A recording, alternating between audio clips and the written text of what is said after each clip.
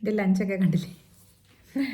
വളരെ സിമ്പിളായിട്ടാട്ടോ ഞങ്ങൾ ലഞ്ച് എപ്പോഴും ഒരുപാടൊന്നും അങ്ങനെ ഞാൻ ഉണ്ടാക്കാറില്ല എന്ന് പറഞ്ഞില്ല. അപ്പോൾ ഞാൻ വിചാരിച്ചു ശരി ഒരു കുഞ്ഞു വീഡിയോ ആയിട്ട് പിടിച്ചേക്കാം, എല്ലാവർക്കും ഒരു രസം തോന്നുന്നുണ്ടെങ്കിൽ കണ്ടോട്ടെ, ഇഷ്ടമുള്ളവർ കാണട്ടെ എന്ന് ഓർത്ത് ഞാൻ ഷോർട്സ് ഇട്ടിട്ടുണ്ട്, പോയി നോക്കൂ.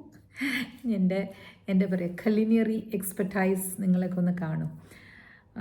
സോ വേറൊരു കാര്യം കൂടെ പറയാവേ, ഞാൻ വേറൊരു ഷോർട്സ് ഇട്ടിട്ടുണ്ടായിരുന്നില്ലേ നിറത്തിനെ പറ്റിയിട്ടൊന്നും നിങ്ങളധികം ബേജാറാവരുത്, എന്താണ് നിങ്ങൾക്കുള്ളത് അതുകൊണ്ട് നിങ്ങൾ സംതൃപ്തി അടഞ്ഞെന്ന് ഞാൻ പറഞ്ഞില്ലേ. എന്ന് കരുതി നിങ്ങൾ പാർലറിൽ പോകണ്ടെന്നോ അല്ലെങ്കിൽ നിങ്ങളുടേതായ ബ്യൂട്ടി ട്രീറ്റ്മെൻറ്റ്സ് ചെയ്യേണ്ടെന്നോ ഒന്നുമല്ല കേട്ടോ ഞാൻ പറഞ്ഞേ. ഏച്ചുകെട്ടലുകളൊക്കെ ഇല്ലേ, ഈ മാറിടം വലുതാക്കുക, ബട്ടക്സ് ഇല്ലാത്തൊരു വലുതാക്കുക, ഇത്തരത്തിലുള്ള കാര്യങ്ങളൊക്കെ അതേപോലെ ആ കെമിക്കൽ ട്രീറ്റ്മെൻറ്റ്സ് വഴി നമ്മുടെ സ്കിന്നിൻ്റെ കളറ് മൊത്തം വെളുപ്പിക്കുക, ഗ്ലൂട്ടാത്തയോൺ, അതൊക്കെ ഞാൻ എപ്പോഴും പറയുന്ന കാര്യങ്ങളാണ്. ആരായാലും അത് ചെയ്യേണ്ടതെന്ന് ഞാൻ എപ്പോഴും ചെയ്യുന്നവരോട് ഞാൻ നേരിട്ട് പറയാറുണ്ട് കേട്ടോ. ചെയ്യല്ലേ, അത് ചെയ്യുമ്പോൾ അതിൻ്റെ കോൺസിക്വൻസസ് എന്താണെന്ന് നമുക്കറിയില്ല എന്നുള്ളത്. നമ്മളൊന്ന് നല്ല വൃത്തിയായിട്ട് സ്കിൻ സൂക്ഷിക്കേണ്ടത് അത്യാവശ്യം തന്നെയാണ്. ഒരു സ്കിൻ റൂട്ടീൻ നിങ്ങൾക്ക് ആവശ്യം തന്നെയാണ് കേട്ടോ. ഞാനങ്ങനെ പറഞ്ഞതുകൊണ്ട് നിങ്ങൾ വിചാരിക്കല്ലേ അയ്യോ അഴുക്കായിട്ട് നടക്കാനല്ല ഞാൻ പറയുന്നത്. അഴുക്കായിട്ട് നടക്കാൻ ഏതെങ്കിലും സ്ത്രീക്ക് ഇഷ്ടമുണ്ടാവും? എല്ലാവരും നല്ല സുന്ദരിയായിട്ട് കാണണം തന്നെയല്ലേ. പിന്നെ സൗന്ദര്യം എന്ന് പറയുന്നത് ആപേക്ഷികമാണ് കേട്ടോ. പണ്ടത്തെ കാലത്തൊക്കെ നമ്മൾ ബ്ലാക്ക് ആൻഡ് വൈറ്റ് സിനിമയുള്ള കാലം മുതലേ നമ്മൾ ഈ ഫീച്ചേഴ്സ് ഉള്ള ലേഡീസിനെ സിനിമയിൽ എടുക്കുന്നതായിട്ട് പറയും. അപ്പോൾ ശാരദയ്ക്ക് ഇങ്ങനെ കളറല്ല, കാരണം ബ്ലാക്ക് ആൻഡ് വൈറ്റ് ഒക്കെ ആകുമ്പോൾ കളറല്ല ആവശ്യം, അത് സ്ക്രീനിൽ എങ്ങനെ ഇരിക്കും, നല്ല ഭംഗിയുണ്ടോ അല്ലേ. പിന്നെ ഈ പറഞ്ഞ പോലെ അന്നൊക്കെ ഈ അഴകളവ് എന്ന് പറയുന്നത് കുറച്ച് വണ്ണമുള്ള ആൾക്കാരെയൊക്കെയാണ്, ഒരുപാട് സിലിണ്ടറായിട്ടിരിക്കുന്നതും ഇഷ്ടമല്ല. അന്നത്തെ സൗന്ദര്യത്തിൻ്റെ രീതികൾ, സൗന്ദര്യത്തിൻ്റെ കാഴ്ചപ്പാടുകളും മാറിക്കൊണ്ടേയിരിക്കും അല്ലേ. പിന്നെ ഞാൻ പണ്ടേ ഇതുപോലെ ഞാൻ ചെയ്ത ഓരോരോ കുസൃതികൾ ഞാൻ എല്ലാത്തിലും പറയുന്നതുകൊണ്ട് ഞാൻ പറയണേ. പണ്ട് എൻ്റെ അമ്മ ഇതുപോലെ പറയുമായിരുന്നേ. അമ്മ പറയും എപ്പോഴും ക്ലീനായിട്ടും നല്ലപോലെ ഇരുന്നാൽ മതി, വൃത്തിയായിട്ട് വെച്ചാൽ മതി എന്നൊക്കെ പറയും ശരീരം. അപ്പോൾ ഈ വനിതയാണല്ലോ നമ്മുടെയൊക്കെ വഴികാട്ടിയെന്ന്. അതിനകത്ത് പാല്, തൈര് മുതലായവയൊക്കെ ഇട്ട് കുളിക്കുന്ന പല രീതികളെ പറ്റിയും പറയും. ഞാൻ അമ്മ പശുവിനെ വളർത്തുമായിരുന്നേ പണ്ട്. കാരണം എന്തിനാന്ന് വെച്ചാൽ അമ്മയ്ക്ക് നല്ല പാൽ കുടിക്കാൻ വേണ്ടിയിട്ട് അമ്മ പശുവിനെ വളർത്തും. അമ്മയ്ക്ക് ആരോഗ്യം ഇല്ലാതിരുന്നപ്പോൾ അമ്മ ആടിനെ വളർത്തുമായിരുന്നു, കാരണം ആടിൻ്റെ പാല് അങ്ങനെയാണ് അമ്മ എന്ത് കാര്യങ്ങളും എന്താ പറയുക, നല്ല രീതിയിലുള്ള നല്ല ഫ്രഷ് ആയിട്ടുള്ള കാര്യം, അതായത് എവറിത്തിങ് ഷുഡ് ബി നാച്ചുറൽ, അങ്ങനെയാണ് അമ്മയുടെ രീതി കേട്ടോ. അത് ഓരോരുത്തരുടെ രീതിയല്ലേ അല്ലേ. അപ്പോൾ അമ്മ അങ്ങനെ അമ്മയ്ക്ക് നല്ലത് വേണ്ടിയിട്ട് അമ്മ പണിയെടുക്കും, മനസ്സിലായില്ലേ. ഇതങ്ങനെ ഇതുപോലെ ചെയ്ത് ആടിനെ വളർത്തുന്നത് എനിക്ക് ഓർമ്മയുണ്ട്. ഈ നമ്മൾ ആടിന് കൊടുക്കുന്നത് പ്ലാവിൻ്റെ ഇലയാണ് അമ്മയുടെ വീട്ടിലൊക്കെ. കാരണം അമ്മൂമ്മയ്ക്ക് പാല് കുടിക്കാൻ വേണ്ടിയിട്ട് അമ്മൂമ്മ വളർത്തനെ കണ്ടിട്ടുണ്ട്, അതുകൊണ്ടാണെന്ന് തോന്നുന്നു ആടിനെ വളർത്തുന്നത്. അപ്പം എന്തായിരുന്നു അപ്പോൾ അതിൽ അമ്മ എന്ത് ചെയ്യും, അമ്മ എടുത്ത് വെച്ചിട്ടുണ്ടാവുമല്ലോ പാലൊക്കെ വൈകുന്നേരത്തേക്കൊക്കെ, ഞാനതെടുത്ത് ബക്കറ്റിലൊഴിച്ച് കുളിക്കും. എന്താണെന്നറിയോ, ലോകസുന്ദരി ക്ലിയോപാട്ര കഴുതപ്പാലിലാണ് കുളിച്ചിരുന്നത്, അതാണ് അവരുടെ സൗന്ദര്യ രഹസ്യം എന്നൊക്കെ ഇങ്ങനെ വായിക്കുന്നുണ്ട് ഞാൻ പല സ്ഥലങ്ങളിലായിട്ട്. അപ്പോൾ എൻ്റെ വിചാരം കഴുതപ്പാല് കിട്ടാൻ നിർവാഹമില്ലാത്തതുകൊണ്ട് ആട്ടിൻപാല് കുറച്ച് സാമ്യമുള്ളതല്ലേ എന്ന് പറഞ്ഞ് പശുവിൻ്റെ പാലും ഒക്കെ ഞാനിതുപോലെ എടുത്ത് കുളിച്ചിട്ടുണ്ട് സുഹൃത്തുക്കളെ. അത് എന്തിനാ അങ്ങനെയൊക്കെ ചെയ്തതെന്ന് ചോദിച്ചാൽ അതിന് ഉത്തരവില്ല. അപ്പോൾ ഈ പ്രായത്തിൽ ഞാനിപ്പോൾ വന്നിരുന്ന് പറയുമ്പം 10-20 വയസ്സായ കുട്ടികൾ വിചാരിക്കും അപ്പോൾ ചേച്ചി ഞങ്ങൾ അതൊക്കെ ചെയ്യേണ്ടതെന്ന്. നിങ്ങൾ ചെയ്യണം, നിങ്ങൾ ചെയ്യുകയും വേണം, പക്ഷേ കെമിക്കൽസ് യൂസ് ചെയ്യരുതെന്നാണ് ഞാൻ ഇന്നലെ പറഞ്ഞത്. എല്ലാവർക്കും ഒരു സൗന്ദര്യം എന്തെങ്കിലുമൊക്കെ ഉണ്ടാവും. ആരോ ഇതിനകത്ത് പറഞ്ഞു എന്നെ കാണാൻ പണ്ടും ഭംഗിയില്ല, എന്നെ കേൾക്കുന്ന കുറേ എൻ്റെ ഒരു സുഹൃത്താണ് ഇതിൻ്റെ അടിയിൽ കേട്ടോ. അത് അപ്പോഴപ്പോഴും ഞാൻ വായിക്കുന്നുണ്ട് കമൻസ്, എന്നിട്ട് ഞാൻ അതിൻ്റെ അടിയിൽ ഞാൻ പറയുകയും ചെയ്തു. ആര് പറഞ്ഞു സൗന്ദര്യമില്ലാന്ന്? എതിരിൽ നിൽക്കുന്ന ആളാണോ നിങ്ങളുടെ സൗന്ദര്യം ഉണ്ടോ ഇല്ലയോ എന്ന് തീരുമാനിക്കേണ്ടത്? നിങ്ങൾ സർവമായ എന്ന് പറഞ്ഞ സിനിമ ഉണ്ടില്ലേ, അതിനകത്ത് എന്തെല്ലാം കാര്യങ്ങളാണെന്നറിയോ നമുക്ക് പഠിക്കാനും ചിന്തിപ്പിക്കാനും ഉള്ളത്. നമ്മുടെ പഠനം എന്ന് പറയുന്നത് പുസ്തകങ്ങളിൽ നിന്ന് മാത്രമല്ലല്ലോ, ഇപ്പം നമുക്ക് യൂട്യൂബിൽ നിന്നും പല രീതികളിൽ നമ്മൾ പഠിക്കുന്നുണ്ട് അല്ലേ. അപ്പോൾ അതിനകത്ത് നിവിൻ പോളിയുടെ ക്യാരക്ടറിനോട് ജനാർദ്ദനൻ്റെ ക്യാരക്ടർ പറയുന്നത് കേട്ടില്ലേ, നിവിൻ പോളി ചോദിക്കുന്നത് എല്ലാവരും കണ്ടു കാണുമല്ലോ സർവമായ, അതിനകത്ത് ചോദിക്കുന്നില്ലേ വലിയച്ഛന് എന്തിനാ ഈ അച്ഛൻ്റെ ഇങ്ങനത്തെ ഒരു തരം സ്വഭാവത്തിനൊക്കെ വഴങ്ങി ഇവിടെ തന്നെ ഇങ്ങനെ അടിഞ്ഞു കൂടുന്നത്, വലിയച്ഛന് നാണമില്ലേ? എടാ എനിക്കെന്തിനാ, എനിക്കിവിടെ സുഖമല്ലേ, ഞാൻ വളരെയധികം എന്നെ തന്നെ സ്നേഹിക്കുന്നത് കൊണ്ടാണ് ഞാനിവിടെ കഴിയുന്നതെന്ന്. അതായത് പുള്ളിയുടെ കാര്യങ്ങളെല്ലാം നടക്കുന്നുണ്ട്, പുള്ളീനെ ഭയങ്കര ഇഷ്ടമാണ്, അതുപോലെയെന്ന്. അതായത് നമ്മളെ തന്നെ നല്ലപോലെ സ്നേഹിക്കുക എന്ന് പറഞ്ഞു. അപ്പോൾ നമ്മളെ തന്നെ നല്ലപോലെ സ്നേഹിക്കുക എന്ന് പറഞ്ഞതിൽ ഒരു കാര്യമാണ് ഞാൻ പറഞ്ഞത്. നമുക്ക് എന്തൊക്കെ ഉണ്ടോ അതൊക്കെ നമ്മൾ സ്നേഹിക്കണം. നമുക്ക് ഈ തന്നേക്കുന്ന കാര്യങ്ങളെല്ലാം നമ്മൾ സ്നേഹിക്കണം. എന്നിട്ട് അതിനെ നർച്ചർ ചെയ്യണം. അതാണ് വേണ്ടത്. അതല്ലാതെ അതിനെ മാറ്റുക. എൻ്റെ ഈ മൂക്കിൻ്റെ പാലമാണ് ശരിയില്ലാത്തത്, ഏവനെ ഞാൻ നേരെയാക്കി എടുക്കുമെന്നും പറഞ്ഞ് മാറ്റേണ്ട കാര്യം ഇല്ല. ഇത് മതി. ഇതിനൊരു പ്രത്യേക ഭംഗിയുണ്ടല്ലേ, അതിനൊരു മൂക്കുത്തിയൊക്കെ ഇട്ട് ഒന്ന് ഭംഗിയാക്കുക. ഞാൻ ചെയ്തേക്കുന്നുണ്ട് 2 നിങ്ങൾ കണ്ടിട്ടില്ല, എൻ്റെ ഒരു മൂക്കിൻ്റെ സൈഡിൽ തന്നെ ഉണ്ട് 2. അപ്പോൾ ഇങ്ങനെയൊക്കെ ഓരോ കാര്യങ്ങളൊക്കെ ചെയ്ത് എല്ലാവരും ചെയ്യുന്നുണ്ട്. ഭംഗി എന്ന് പറയുന്നതും സൗന്ദര്യം ഉണ്ടെന്ന് പറയുന്നതും, അത് ചേച്ചിക്ക് നല്ല ഭംഗിയുണ്ട്, ആ ഡ്രസ്സ് കാണാൻ ചേച്ചിക്ക് ചേരുന്നുണ്ട് എന്നൊക്കെ പറയുന്നത് എല്ലാം എനിക്ക് ഇഷ്ടവുമാണ് കേട്ടോ. എല്ലാവർക്കും അത് ആവശ്യമായിരിക്കും ഒരു വാലിഡേഷൻ, വേണ്ട എന്നല്ല ഞാൻ പറയണേ. അപ്പോൾ ചെറുതായിട്ട് നിങ്ങളൊന്ന് നിങ്ങളുടെ ഹെയർ സ്റ്റൈൽ മാറ്റുകയോ അല്ലെങ്കിൽ ഈ പറഞ്ഞ പോലെ നരച്ച മുടി കറുപ്പിക്കുകയോ ഒക്കെ ചെയ്യുന്നത് വേണ്ടെന്നല്ല കേട്ടോ പറഞ്ഞേ. അതൊക്കെ ചെയ്യുമ്പോൾ നമുക്ക് സ്വന്തമായിട്ടൊരു എന്താ പറയുക, ഒരു കൊള്ളാലോ, എന്നെ കാണാൻ രസമുണ്ടല്ലോ എന്നൊക്കെ സ്വന്തമായിട്ട് ആ കണ്ണാടിയുടെ മുമ്പിൽ പോയി നിന്നങ്ങ് പറഞ്ഞോളൂ. ഞാനുണ്ടല്ലോ എല്ലാ റൂമിലും വലിയ കണ്ണാടി വാങ്ങിച്ചു വെച്ചിട്ടുണ്ട്. ഇപ്പം അവിടെ മാവേലിക്കരയിലെ വീട്ടിലും ഞാൻ നോക്കുമ്പോൾ കണ്ണാടി മേടിക്കണം 2-3 ദിവസം കഴിയുന്ന പറഞ്ഞപ്പോഴേക്കും അമ്മച്ചി പറയായിരുന്നു, മോളെ ഒരു കണ്ണാടി വേണ്ട. ഒന്ന് ആലോചിച്ച് നോക്കൂ, അമ്മച്ചി പറയുന്നത് ശരിയാണ്, കണ്ണാടി ആവശ്യമാണ്. നമ്മൾ എങ്ങനെ ഇരിക്കുന്നു എന്നുള്ളത് നോക്കേണ്ടത് നമ്മൾ തന്നെയല്ലേ. നമ്മൾ ആ ഡ്രസ്സ് ഇട്ടിട്ട്, നമ്മൾ സാരി ഉടുക്കുന്നത് നേരെ ആയിട്ടുണ്ടോ, അവിടെ ഇവിടെ പൊങ്ങിയിട്ടുണ്ടോ എന്നൊക്കെ നോക്കാൻ കണ്ണാടി ആവശ്യമാണ് അല്ലേ. ആരും അതിനെ കൊച്ചാക്കി കാണേണ്ട ആവശ്യമില്ല എന്ന് ഞാൻ എപ്പോഴും പറയും. മുറികളിൽ എല്ലാ റൂമിലും ഓരോരോ കണ്ണാടി അറ്റ്ലീസ്റ്റ് മുഖം നോക്കാനാണെങ്കിലും വേണം, മുഖം കാണാനാണെങ്കിലും വേണം അല്ലേ. നമ്മുടെ മുഖം ഇപ്പം പല ദിവസങ്ങളിലേ ഞാൻ ചിലപ്പോൾ കമ്മലിടാതെയൊക്കെ പോയിട്ടുണ്ട്. അതേപോലെ കാരണം കണ്ണാടി നോക്കാതെ ഇറങ്ങി പോകുന്ന ദിവസം ആലോചിച്ച് നോക്ക്. നമ്മളോട് ആരെങ്കിലും ഒന്നും പറഞ്ഞില്ലെങ്കിൽ നമ്മൾ അറിയുമോ? എന്നെ എത്ര പേര് കണ്ടിട്ടുണ്ടാവാം, ഇറങ്ങുമ്പോൾ എൻ്റെ മോള് കണ്ടിട്ടുണ്ടാവും, ചിലപ്പോൾ അരവിന്ദ് കണ്ടിട്ടുണ്ടാവും, ആരും ഒന്നും പറയില്ല. ഞാൻ തന്നെ കണ്ണാടിയിൽ നോക്കുമ്പോഴേ ഞാൻ കമ്മലിട്ടിട്ടില്ലല്ലോ അങ്ങനെ കാണുന്നത്. അങ്ങനെ പല അവസരങ്ങളുണ്ടായിട്ടുണ്ട് എനിക്ക്. അപ്പോൾ ഞാൻ ആലോചിച്ചു, ശരിയാണ്, നമ്മൾ തന്നെയാണ് നമ്മളെ നോക്കുന്നത്. നമ്മുടെ മുടി എങ്ങനെയാണ്, നമ്മളുടെ മുഖമെല്ലാം വൃത്തിയായിട്ടിരിക്കുന്നുണ്ടോ എന്നെല്ലാം നമ്മൾ നോക്കേണ്ടത് നമ്മളുടെ ആവശ്യമാണ് കേട്ടോ. അപ്പോൾ അത് വേറെ രീതിയിൽ കാണേണ്ട ആവശ്യമില്ല. പലരും അങ്ങനെ പറഞ്ഞു, ചേച്ചി നന്നായിട്ടിരിക്കേണ്ടതല്ലേ. അതേ, നന്നായിട്ട് തന്നെയാണ് ഇരിക്കേണ്ടത്, പക്ഷെ ഇത്തരത്തിലായിരിക്കണം. അതൊരു ഓവറായിട്ട് ചിലരുടെ ഇപ്പം ഒരു ആക്ടർ ഞാൻ പറഞ്ഞില്ല, അനുശ്രീ എന്നൊക്കെ പറഞ്ഞ ആ കുട്ടിയൊക്കെ ആദ്യകാലങ്ങളിലുള്ള രീതി അല്ല ഇപ്പം. അത് ഒരുപാട് ഇങ്ങനെ കെമിക്കലും അതൊക്കെ ഉപയോഗിക്കുന്ന കണ്ടല്ലേ അതിനകത്ത്. അത് ചിലപ്പോൾ അവരുടെ പ്രൊഫഷൻ അത് അവർക്ക് ആവശ്യമായിട്ട് വന്നിട്ടുണ്ടാകാം. കാരണം അവർക്കത് ഇല്ലെങ്കിൽ അവരെ വിളിച്ചില്ലെങ്കിലോ വേറെ ആൾക്കാരെ വിളിച്ചാലോ അല്ലേ. അപ്പോൾ അത് അവർ മെയിൻറ്റെയിൻ ചെയ്യണമല്ലോ, അവരുടെ പ്രൊഫഷനല്ലേ അത്. അതുപോലെ നമ്മൾ അത്രയും അങ്ങോട്ട് ഇത് ചെയ്യേണ്ട ആവശ്യമില്ല എന്നാണ് ഞാൻ പറഞ്ഞത് കേട്ടോ. പിന്നെ അവർക്കതനുസരിച്ചുള്ള വരുമാനവും കിട്ടുന്നുണ്ടല്ലോ. സിന്ധു പറഞ്ഞ പോലെ, ഇതിനകത്ത് സിന്ധു പറഞ്ഞില്ല എന്ന് കമൻ്റ് ഇട്ടിട്ടുണ്ടായിരുന്നില്ലേ. ശരിയാണ്, അവർക്കതനുസരിച്ചുള്ള വരുമാനം കിട്ടുമ്പോൾ അവരതുപോലെ ചെയ്യുകയും വേണം. നമ്മൾ കുറച്ചൊന്ന് ഒതുങ്ങിയിട്ട് നമ്മുടെ പേഴ്സിന് വലിയ ചടവില്ലാത്ത രീതിയിലായിരിക്കണം നമ്മൾ മുമ്പോട്ട് വേണ്ടത്. അതിനകത്ത് എൻ്റെ ഇതിനകത്ത് ആരോ വന്നിട്ട് ഇങ്ങനെ പറയണ്ടായിരുന്നു, താങ്കളെ കണ്ടാൽ കുറച്ച് ശോഭനയുടെ പോലെയുണ്ടെന്ന്. നോക്കൂ, എനിക്ക് സന്തോഷമായിരിക്കും അത് കേൾക്കുമ്പോൾ അല്ലേ. ശോഭനയെ നമ്മളൊരു ഭയങ്കര ഭംഗിയുള്ള സ്ത്രീയായിട്ടും ഒരു നല്ല എന്താ പറയുക, എല്ലാവരും ഇന്നത്തെ തലമുറയിലുള്ള ആൾക്കാർക്ക് പോലും വളരെ ഇഷ്ടപ്പെടുന്ന ഒരു സൗന്ദര്യ സങ്കല്പമാണ് ശോഭനയുടേത്. അപ്പോൾ ശോഭനയ്ക്ക് ചിലപ്പം എൻ്റെ ഇത് കണ്ടു കഴിഞ്ഞാൽ ഞാൻ ഇവരെ പോലെയാണ് ഇരിക്കുന്നത്, അയ്യോ അങ്ങനെ വിചാരിച്ചേക്കും. കാരണം ശോഭനയ്ക്ക് ഇഷ്ടപ്പെടില്ലല്ലോ, ശോഭനയെക്കാളും കുറഞ്ഞ സൗന്ദര്യമുള്ള ആളെ കണ്ടിട്ട് അങ്ങനെ പറയുന്നതെന്ന് എന്ന് പറഞ്ഞാൽ എനിക്ക് എന്നെ ഇഷ്ടമല്ലെന്നോ അല്ലെങ്കിൽ എനിക്ക് സൗന്ദര്യം കുറവാണെന്നോ അല്ല അതിൻ്റെ അർത്ഥം കേട്ടോ ഞാൻ പറയുന്നതിൻ്റെ. I always consider myself as A beauty. അങ്ങനെ ആയിരിക്കണം എല്ലാവരും. അതിൻ്റെ അടിയിൽ വേറെ 2-3 പേര് കമൻറ്റ് ചെയ്യുന്നുണ്ട്. ഗ്രീഷ്മയൊക്കെ വന്നിട്ട് പറഞ്ഞിട്ടുണ്ടായിരുന്നു, ശരിയാണ് ചേച്ചി, ശരിയാണ് ശോഭനയെ പോലെ ഉണ്ടെന്ന്. അപ്പോൾ എന്നോടുള്ള ഇഷ്ടം കൊണ്ട് അങ്ങനെ പലരും പലതുപോലെ അത് പറയും. വേറൊരു സുജ ഉണ്ട്, ഇതിനകത്ത് കമൻറ്റ് ചെയ്തേക്കണ വേറെ ഒരാൾ പറഞ്ഞു. അപ്പോൾ ഇതിൻ്റെ അടിയിലേ അത് പറഞ്ഞു തീർക്കട്ടെ, ഞാൻ വേറെ എങ്ങോട്ടൊക്കെ കാട് കയറി പോകുന്നു. ചില സമയത്ത് ഞാൻ എങ്ങനെയാണ് സംസാരിച്ചുകൊണ്ടിരിക്കുമ്പോൾ വേറെ ഇങ്ങനെയൊക്കെ പോകും, കഥ ഉപകഥയായിട്ട് പോകും.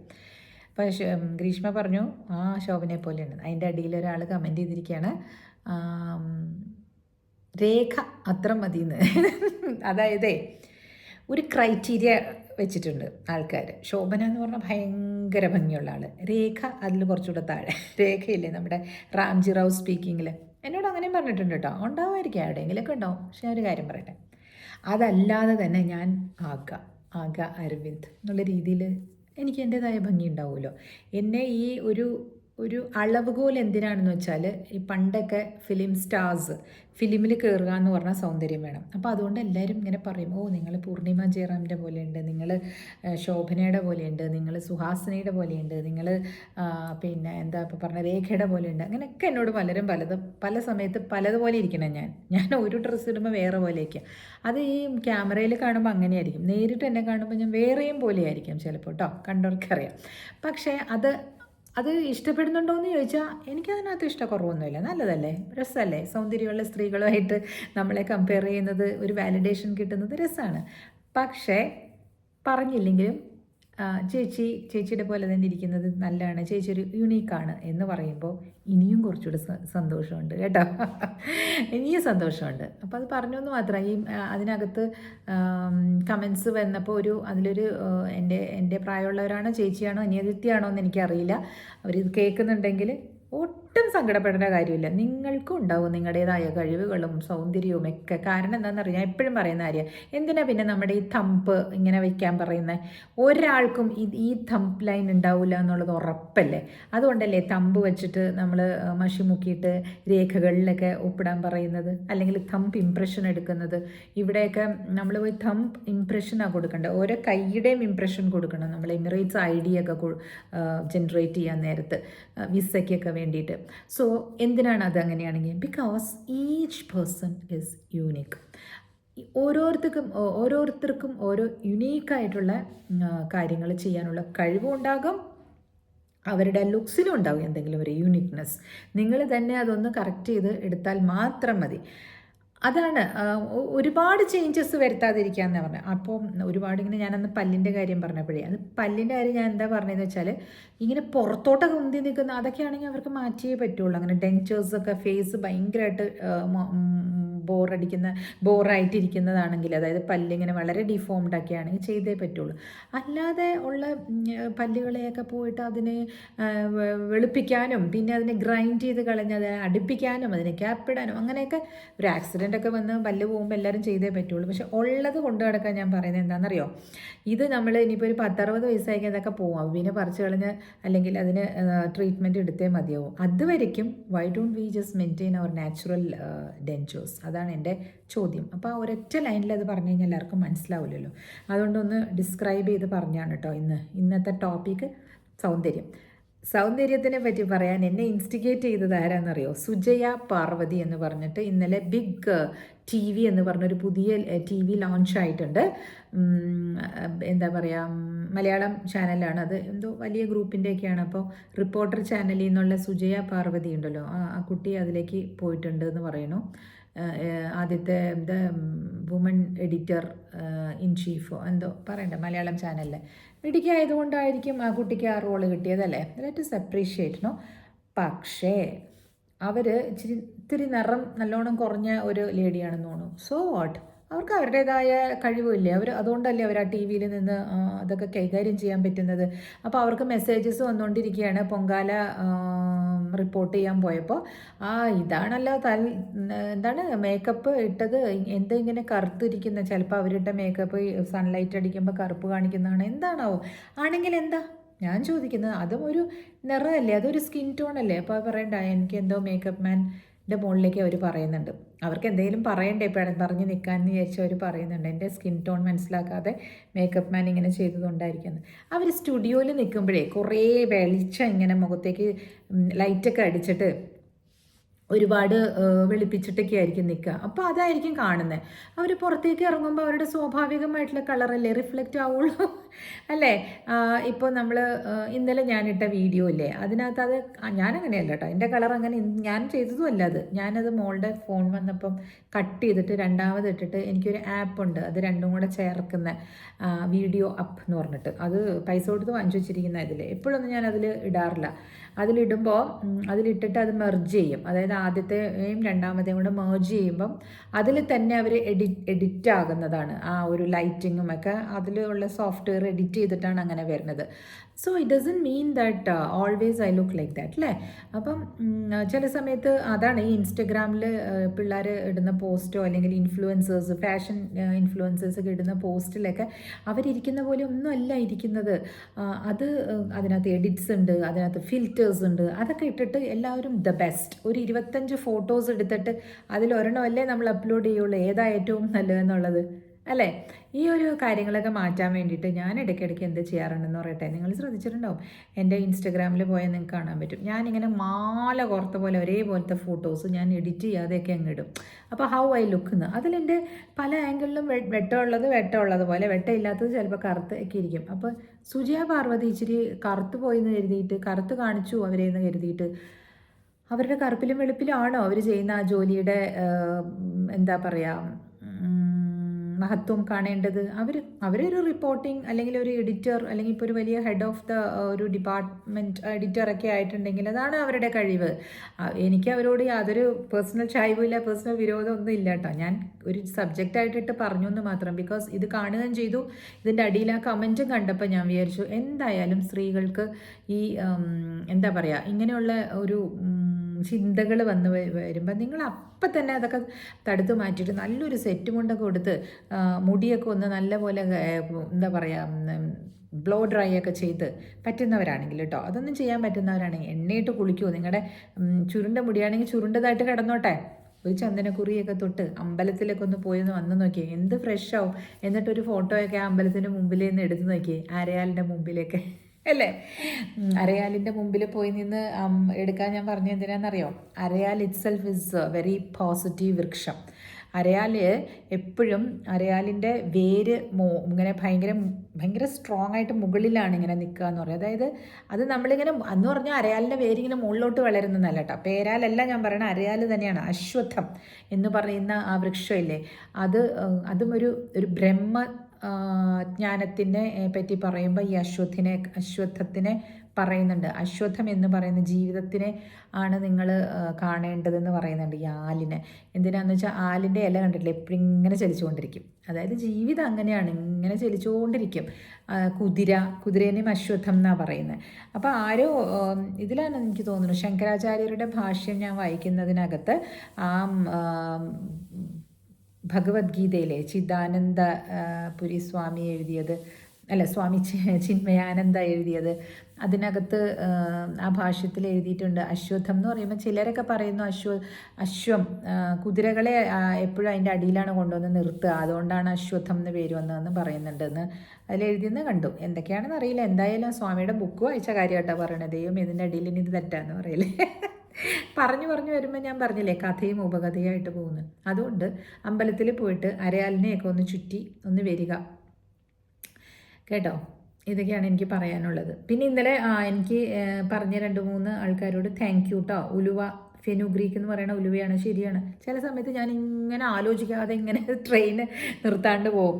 എല്ലാവർക്കും അറിയാലോ, കണ്ടോ എൻ്റെ പ്രേക്ഷകർക്കൊക്കെ എല്ലാ കാര്യങ്ങളും അറിയാം അല്ലേ. അറിയാൻ പാടില്ലാത്തവർ കൊച്ചാക്കണതല്ല കേട്ടോ, അറിയണം, നിങ്ങൾ അറിഞ്ഞുകൊണ്ടിരിക്കണം. ഇപ്പം ഞാനത് പറയുമ്പോൾ ചേച്ചി ഇത് പറഞ്ഞില്ല, എന്തെങ്കിലും തെറ്റുണ്ടോ എന്ന് പോയി നോക്കട്ടെ എന്ന് ചോദിച്ചു, നോക്കണം, നോക്കിക്കോളണം എപ്പോഴും. ഞാനിങ്ങനെ പറഞ്ഞു വരുമ്പോൾ എന്തെങ്കിലുമൊക്കെ ഞാൻ മിസ്റ്റേക്കുകൾ എപ്പോഴും പറയും. കാരണം ഞാൻ ഓർമ്മയിൽ നിന്നും പിന്നെ ഇങ്ങനെ പറഞ്ഞുകൊണ്ടിരിക്കുകയല്ലേ, ഓരോന്ന് പറഞ്ഞുകൊണ്ടിരിക്കുകയല്ലേ. അപ്പോൾ ചിലപ്പോൾ ഇങ്ങനത്തെ കൊച്ചു മിസ്റ്റേക്സൊക്കെ ഞാൻ ഇടാറുണ്ട് കേട്ടോ. അതിലൊന്നും കഴിയില്ല. ഇപ്പം എനിക്ക് തെറ്റ് പറ്റൂലേ. ഞാൻ പറഞ്ഞ പോലെ സർവ്വവിജ്ഞാന കോശമാണോ, encyclopedia? Am I a walking encyclopedia? No.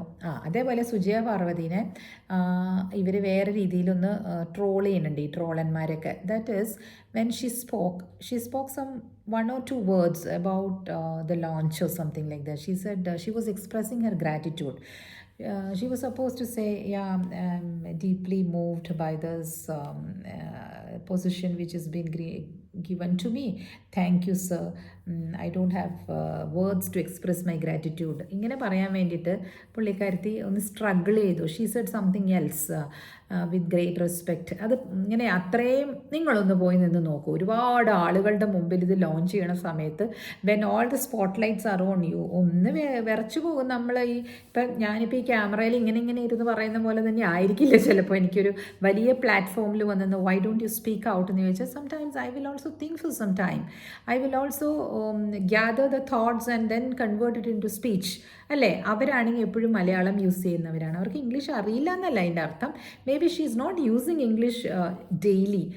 അപ്പോൾ അങ്ങനെ ചെയ്യാത്തവർക്ക് ചിലപ്പോൾ ഒരു ടങ് ടൈ വന്നേക്കാം. ഇതിനു മുമ്പ് ഞാൻ പറഞ്ഞു MTI, മദർ ടങ് ഇൻഫ്ലുവൻസ് വരും ആൾക്കാർക്ക്. That's not at all wrong. അതിലെന്തത്ര എല്ലാവരും പടപടപടേന്ന് ഇംഗ്ലീഷ് പറയണം. അത് കൈകാര്യം ചെയ്യുന്നവർ പറയും. കൈകാര്യം ചെയ്യാത്തവർക്ക് ചിലപ്പോൾ അറിഞ്ഞുകൂടാന്നല്ല അതിൻ്റെ അർത്ഥം. എല്ലാവർക്കും അറിയണ്ടാവും. എല്ലാവരും ഇപ്പോൾ ഒരു വിധത്തിൽ ഗ്രാജുവേഷൻ കഴിഞ്ഞവരൊക്കെ ആണെങ്കിൽ എല്ലാവർക്കും അറിയണ്ടാവും. ഇവൻ 10 വരെ പഠിച്ചവർക്കും ഒരു വിധത്തിലുള്ള ഇംഗ്ലീഷൊക്കെ അറിയാൻ പറ്റും.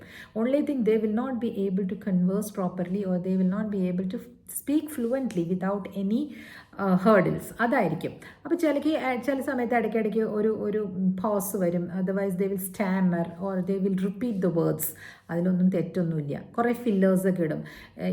ഐ നോ, അങ്ങനെ പറയുന്ന കണ്ടിട്ടില്ലേ? ദാറ്റ് ഈസ് ബിക്കോസ് ഫില്ലേഴ്സാണ് അത്. അവരടുത്തത് പറയാൻ വേണ്ടിയിട്ട് അവർ ആലോചിക്കുമ്പം ആ ഒരു ഗ്യാപ്പിൻ്റെ സമയത്താണ് അവരത് ഐ നോ യു നോ അങ്ങനെയൊക്കെ പറയുന്നില്ലേ? അതിലൊന്നും തെറ്റില്ല. എന്താ അപ്പോൾ ഇത്ര തെറ്റ്?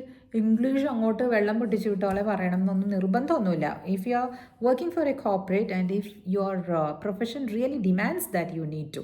ഇപ്പോൾ വക്കീലൊക്കെ ആകുമ്പോൾ ചിലപ്പോൾ ആവശ്യം വന്നെന്നിരിക്കും കേട്ടോ. So that is different. വക്കീൽ പറയുമ്പോൾ ഹൈക്കോർട്ടിലെ വക്കീലന്മാരാണ് അധികം ഇംഗ്ലീഷിൽ പറയുക. അല്ലാതെയുള്ള കീഴ്ക്കോടതികളിലൊക്കെ ദേ സ്പീക്ക് ഇൻ മലയാളം. അതുകൊണ്ട് നിങ്ങൾ കേരളത്തിൽ ജീവിച്ച് കാലങ്ങൾ പോകുന്നവർ ഇത് എന്താ പറയുക, ഇതിനകത്ത് ഒരു കൊച്ചാകുന്നു അല്ലെങ്കിൽ ഞങ്ങൾക്കത് അറിയില്ല, ഞങ്ങൾ ചെറുതാണെന്ന് ആലോചിക്കേണ്ട കേട്ടോ. Keep improving, keep learning. Every day is a learning day. മനസ്സിലായില്ലേ? Every day is a lesson in life. അതുകൂടെ വിചാരിച്ചോളൂ കേട്ടോ. അപ്പോൾ ഇന്നത്തെ ലെസൺ ഇവിടെ അവസാനിപ്പിക്കുന്നു. ഇന്നത്തെ എൻ്റെ ഭാഷണം ഇവിടെ അവസാനിപ്പിക്കുന്നു. അത്രയൊക്കെ ഉള്ളൂ. കേൾക്കാൻ ഇഷ്ടമുള്ളവരൊക്കെ കേൾക്കുക, സബ്സ്ക്രൈബ് ചെയ്യാൻ ഇഷ്ടമുള്ളവരൊക്കെ സബ്സ്ക്രൈബ് ചെയ്യുക. ചെയ്തവർക്കെല്ലാം താങ്ക് യു, നന്ദി. Cheers.